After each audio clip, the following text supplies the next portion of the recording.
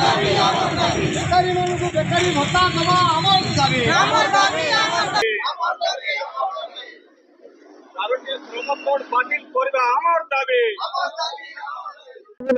अनाहार हाहाकार भाव में छाई है देश में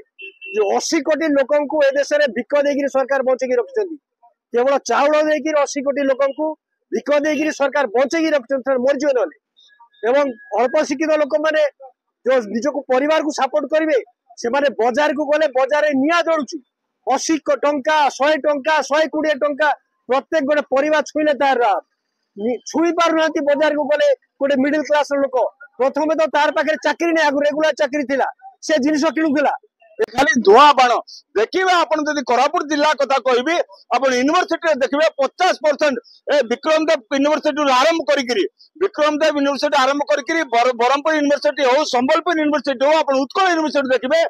50% सेठी शिक्षक लेक्चर नहांती एवं शिक्षक लेक्चर को मध्य ठिकार नियुक्ति करा जाउची मात्र 800-600 टंकार जदि गोटे शिक्षा जदि देव से कौ मानव शिक्षा दे पारिबो एको आम निंदा करूचु प्रत्येक यूनिवर्सिटी मध्य टोटाल जेतिकी खाली पद पदवी अच्छी तुरंत भर्ती करा जाऊ और सारा भारत वर्ष में गोटे शिक्षा रखा जाऊ गोटे गरीब पिला हो धनी पिला हो जिते समान शिक्षा से दिजाव से दिन भारत वर्ष से दिन जिला से दिन राज्य अग्रगति कर।